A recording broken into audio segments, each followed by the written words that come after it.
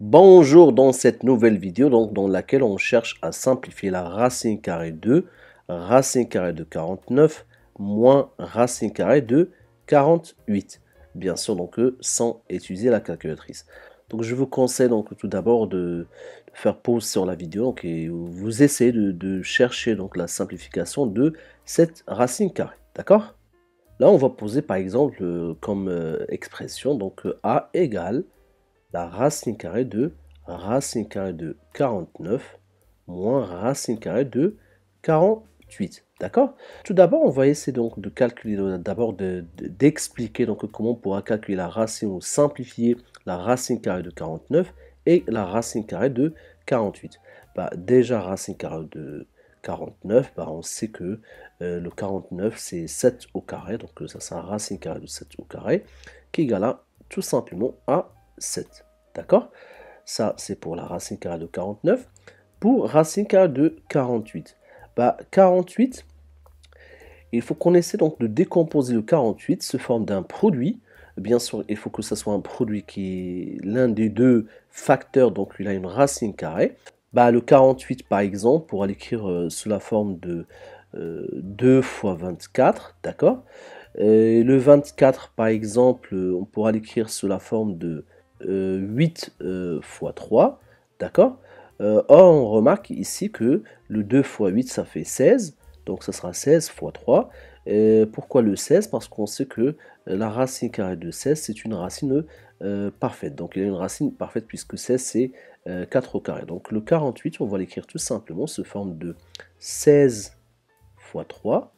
Or, on sait que si on a racine carrée de a fois b, c'est égal à racine carrée de a fois racine carrée de b, d'accord? Donc du coup, on pourra écrire ça sous forme de racine carrée de 16 fois racine carrée de 3. Or, racine carrée de 16, donc c'est égal à 4, puisque 4 au carré, ça fait 16. Donc ça va nous faire 4 racine carrée de 3. D'accord? Donc là, on va essayer de remplacer ici. Ça va nous faire tout simplement 7 moins 4 racine carrée de 3. D'accord?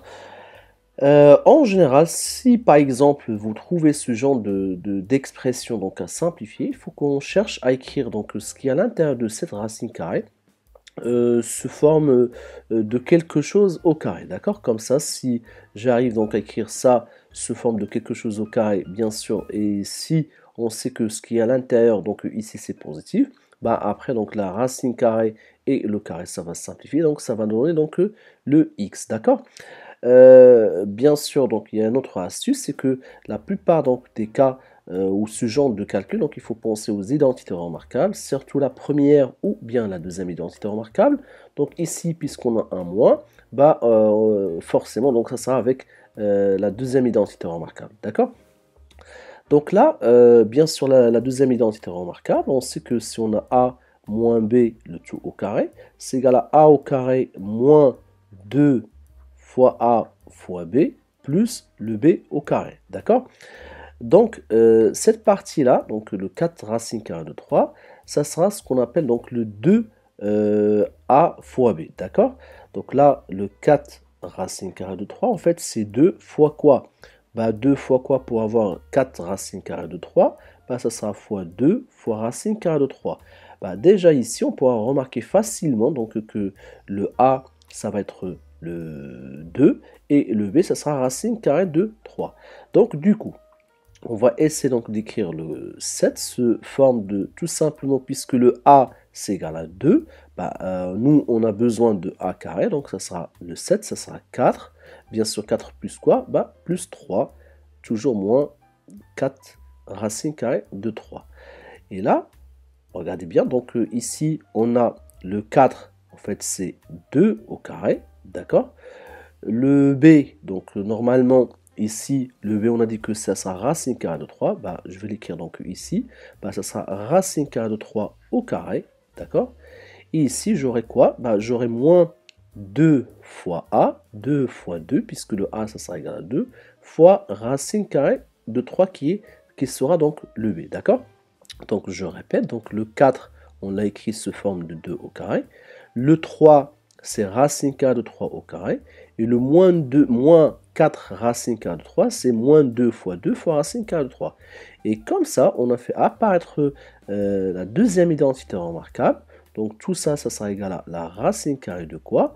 Bah, A, donc qui est 2, moins le B, donc moins racine carrée de 3, le tout au carré. D'accord? Là, il faut faire attention. Donc, on ne peut pas, par exemple, enlever la racine carrée et le carré directement sans qu'on sache est-ce que 2 moins racine carrée de 3, est-ce qu'il est positif ou négatif? Bah là, c'est facile. Donc, on doit juste la comparer le 2 et la racine carrée de 3. Bah, pour comparer donc le 2 et la racine carrée de 3, bah, on prend le 2 au carré, ça fait 4. On prend donc la racine carrée de 3 au carré, ça fait 3. Puisque 4 est plus grand que 3, alors 2 est plus grand que racine carrée de 3. Et là, on est sûr et certain que 2 moins racine carrée de 3, il est positif. Donc du coup, je pourrais enlever donc la racine carrée avec le carré, ça fera 2 moins racine carrée de 3. D'accord? Et si vous voulez donc une valeur approchée de ce résultat-là, donc la racine carrée de 3, c'est à peu près 1,7. Donc 2 moins 1,7. Donc le résultat donc, arrondi, donc, si vous voulez, au dixième de cette expression, donc bah, ça sera 2 moins 1,7 qui égale à 0,3. D'accord? Donc ça sera la valeur exacte. Et là, ça sera la valeur approché ou arrondi donc à 10 puissance moins 1 ou bien au dixième. D'accord? Voilà, donc j'espère que c'est clair pour cette vidéo.